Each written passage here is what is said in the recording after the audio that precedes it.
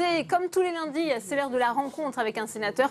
Aujourd'hui, Sébastien Meurant, il vient d'être élu sénateur du Val d'Oise, ancien maire de Saint-Leu-la-Forêt. C'est une commune qui s'est laissée enfermer dans le piège des emprunts toxiques. Depuis 10 ans, il se bat contre Dexia, l'ancienne banque des collectivités. Vous allez le voir, son combat est loin d'être terminé. Reportage Héloïse Grégoire.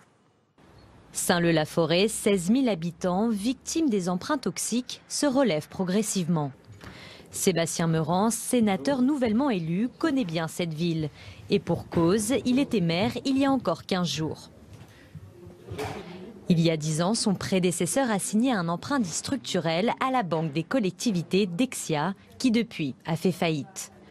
Au départ, le taux est contracté à seulement 0,04%, mais cet emprunt est notamment indexé sur le cours du franc suisse. La crise passée par là, les années suivantes, le taux explose à 22%. En 2008, Sébastien Meurant récupère le dossier avec stupéfaction.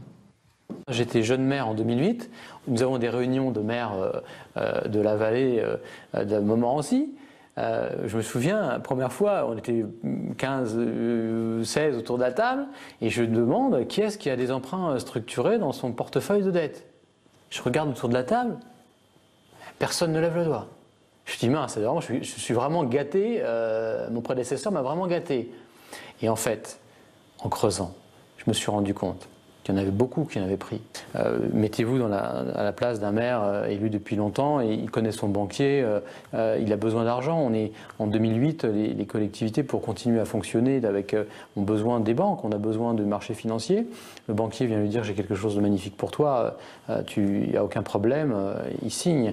Saint-Leu-la-Forêt n'est donc pas un cas isolé. Environ 1500 collectivités seraient concernées par le scandale des emprunts toxiques. Le sénateur, maire à l'époque, a dû retarder certains projets municipaux. Faire de la politique, c'est faire des choix. Et donc on a fait le choix des bâtiments publics, des écoles. On a fait le choix de faire ce qu'on pouvait financer sans augmenter les impôts, puisque moi je suis quelqu'un qui vient, on va dire, de la droite. Et je considère qu'en France, un des principaux problèmes du pays, c'est la pression fiscale qui pèse sur les entreprises et sur les particuliers. 10 ans après ce scandale, des projets au départ mis de côté se sont enfin concrétisés, comme cette maison des associations. Ça s'est décalé de plus de 3 ans parce que on n'avait pas les sous notamment pour faire ça. Bonjour. On est dans les toilettes. Ah oui, non, installer les toilettes. Bonjour. Bonjour Ednon. Ça va? Bonjour. Bonjour. Messieurs. Ah je vais aller voir, comme ça c'est l'occasion. Bonjour. Bonjour. Bonjour. De retour à la mairie, le sénateur transmet les dossiers à son ancienne adjointe, devenue maire, Sandra Billet. La commune est encore endettée à hauteur de 12 millions d'euros et les économies commencent en interne. Je ne vous cache pas que c'est évident, on a dû faire des concessions, on a dû réduire effectivement notre masse salariale, et c'est donc effectivement plus sur le personnel qu'on a dû vraiment faire des économies. En refusant l'aide financière de l'État, le sénateur a pu porter plainte contre Dexia. Le dossier est désormais entre les mains de la Cour de cassation. Et Sébastien Meurant nous a rejoint sur ce plateau. Bonsoir, vous êtes sénateur Les Républicains du Val d'Oise. Est-ce qu'à un moment vous êtes senti démuni face à cette ancienne banque des collectivités Dexia? Alors démuni, non, mais seul, oui. Parce que lorsqu'on s'est fait forger son intime conviction, lorsqu'on a réfléchi, lorsqu'on s'est renseigné, informé, lorsqu'on a pris conseil, lorsqu'on a vu comment cela fonctionnait, je savais où je voulais aller, où je voulais emmener la commune.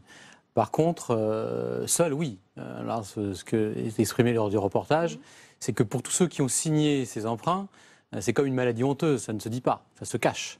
Et ce qui était étonnant, c'est que dans ce schéma-là, l'État aussi a essayé et ça s'en est sorti en essayant de mettre la poussière sous le tapis. Et des années après, il n'y a aucun responsable. Et ce scandale-là, c'est un scandale qui pèse 5, 6 fois le Crédit Lyonnais. On parle toujours du Crédit Lyonnais 20 ans après, on ne parle pas de cela. Comment vous l'expliquez finalement, cette omerta autour de cette affaire Dexia? Alors, cette omerta, simplement, c'est que c'était le numéro 2 de la Caisse des dépôts et consignations qui avait monté Dexia dans les principales banques mondiales. Et vous imaginez bien les relations que peut avoir un numéro 2 de la Caisse des dépôts et consignations. Vous imaginez bien, c'est quand même assez surprenant que c'est dans cette période-là où le président avait déclaré, juste avant d'être président, que son ennemi était la finance. Un discours du Bourget de M. Hollande. Et au cours de ce mandat-là, l'État a fait une loi rétroactive en juillet 2014 pour invalider une décision de justice. Dans aucune démocratie moderne, on voit ce genre de choses. En juillet 2014, une décision de justice qui avait été favorable à Saint-Lô-la-Forêt, qui avait été favorable à d'autres collectivités, et cette décision a été invalidée, en fait, par une loi qui est passée en plein été et qui permettait aux banques de s'en sortir. C'est vous dire n'arrêtez pas le combat, hein, il y a un pourvoi en cassation. C'est votre dernier espoir? Non, pas complètement. Le dernier espoir, ça sera la Cour de justice européenne. Et la Cour de justice européenne a donc condamné une banque roumaine en septembre 2017 pour la même chose, pour des emprunts structurés. Il faut savoir qu'il n'y a qu'en France que les banques ont pu s'en sortir. Il n'y a qu'en France. En Allemagne, en Angleterre, en Espagne, en Italie, toutes les banques ont été condamnées pour les mêmes types de produits. Donc il y a quelque chose d'anormal. C'est une question de justice, c'est une question de bon sens. Et bien, la banque Dexia, en l'occurrence pour ce qui me concerne, soit condamnée. Pour ce qui est particulier, là récemment en 2017, puisqu'il y a des banques qui avaient vendu aussi à des particuliers ces fameux produits indexés sur des parités de monnaie, et les banques ont été condamnées. Donc dans le cas des particuliers, encore en 2017, donc par votre conséquence, pour les collectivités, ça sera la même chose, puisqu'il est avéré qu'une collectivité n'a pas de salle de marché comme une grande multinationale, et que donc la collectivité a besoin de son conseil, qui est la banque, faire crédit, c'est faire confiance.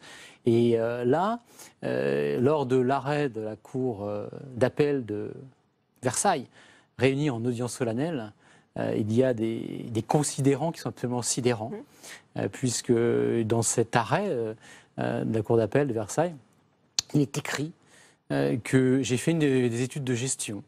Donc, par voie de conséquence, la ville était... C'est vous, finalement, votre mauvaise gestion qui est pointée du doigt, alors que c'était la mandature précédente.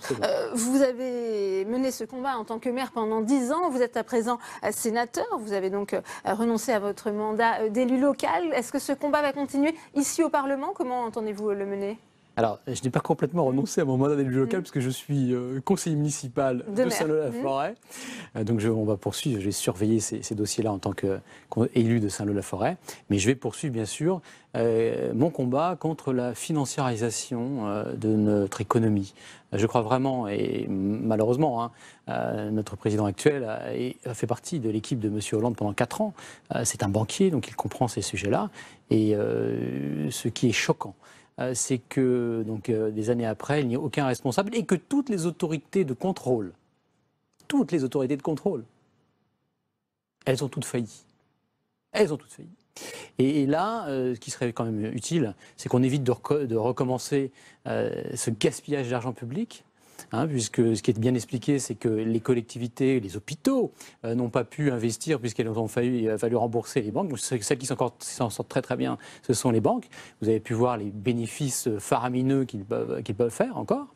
Et donc moi, mon combat va continuer moi, je suis pour défendre un capitalisme industriel. Je suis quelqu'un de droite, je suis quelqu'un qui croit à la création de richesses. Et vraiment, il faut défendre le capitalisme industriel contre cette économie sauvage de la financiarisation de l'économie. Eh bien, merci d'être venu en parler sur ce plateau, Sébastien Meurant. Avant de se quitter, la mort de l'ancien